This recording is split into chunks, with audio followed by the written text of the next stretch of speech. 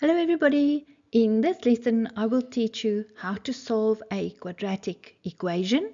I will show you the 4 examples below and a couple more. A quadratic equation is an equation in the form ax squared plus bx plus c equals 0. So what I'm trying to say here is that there is an x squared inside your equation. This means that there are two solutions. When I give you solve for x, and this one is already factorized, x minus 2, x plus 2 is equal to 0, then you will split it up into x minus 2 is 0 or x plus 2 is 0. And then your solutions will be x is 2 or x is minus 2. Now what does that mean? In the end, these two solutions later on in the syllabus, the two solutions that you obtain from solving the quadratic equation, they are the two x-intercepts of your parabola. So you will see your one solution was x is equal to 2 and your other one was x is minus 2. Solve for x.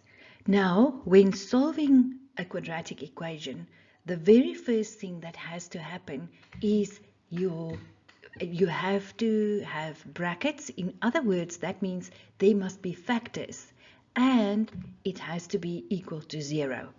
So when it's in factorized form and equal to 0, now you can split it up and say, take the one bracket, x minus 4 is 0, or take the other bracket, x plus 5 is 0.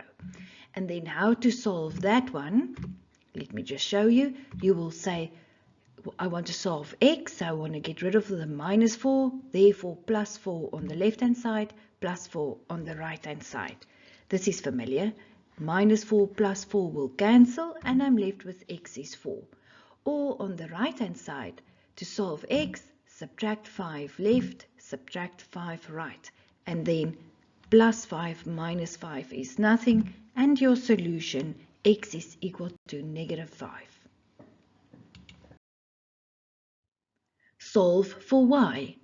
Again, can you see that your equation is already in factorized form and it's equal to 0? So what you do is you split them up and you say y is equal to 0 or the bracket y plus 8 is equal to 0. And then y plus 8 is equal to 0. To solve, subtract 8 left, subtract 8 right. And then you can say plus 8 minus 8 will cancel, and your other solution, y is equal to negative 8. Solve for x. So now you can see I gave you this quadratic equation, x squared minus 7x is equal to 0. So two things have to happen. It has to be factorized and it has to be equal to 0. So that one is already there, but we have to factorize first. And now you can understand why I explained factorization. So we will pull out x as a common factor and you're left with x minus 7 is 0. And now you split it up into x is equal to 0 or x minus 7 is 0.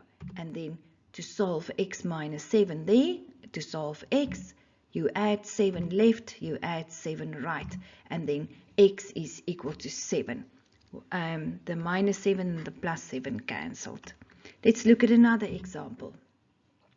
I give you 2x squared plus 2x equals 0.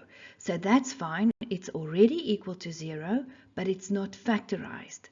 So you take out the highest common factor. In this case, it's 2x, and you're left with x plus 2 is 0. And now you split it up into 2x is 0 or x plus 2 is 0. And then on this one, to solve x, divide by 2, divide by 2. So x is 0. 0 divided by 2 is 0. Or on the right hand side, x plus 2 is 0. And when you solve that one, subtract 2, subtract 2. Therefore, plus 2, negative 2 will cancel. And your solution, x is equal to negative 2. Solve for b. So now the first thing you have to do is your equation has to be in standard form. Now standard form means everything on the one side in a proper descending order and equal to 0. Now we can start factorization. We can pull out b as a common factor and we're left with b minus 8 is 0. And then we can say b is 0 or b minus 8 is 0. And then we can solve b on this side, therefore b is equal to 8. Let's do another one. When I give you b squared is equal to 25, your problem is your equation is not in standard form. So let the negative 25 walk across equals 0. And then that looks familiar. That's the difference of two squares. So you can factorize by writing it as b minus 5, b plus 5 is equal to 0. And then you say b minus 5 is 0 or b plus 5 is 0. And then b is 5 or b is equal to negative 5. Before we continue, have you subscribed yet? Or you can like this video, and better yet, please tell your friends about my channel. Let's continue. Solve for a. And then this equation is a proper descending order already. A squared minus a minus 2 and it's equal to 0. So now we can factorize. How do we factorize this? Remember, you say the factors of 2 are 2 and 1.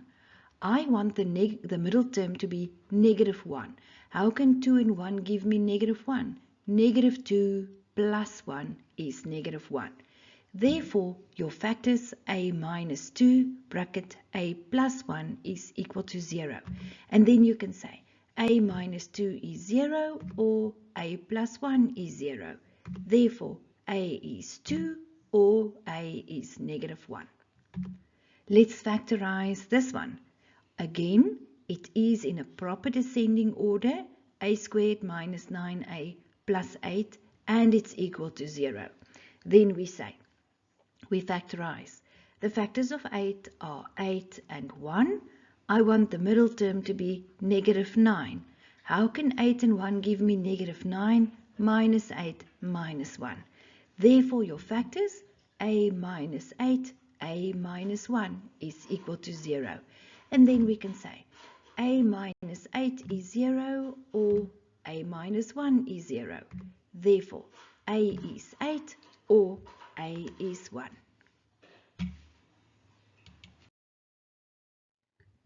Solve for x.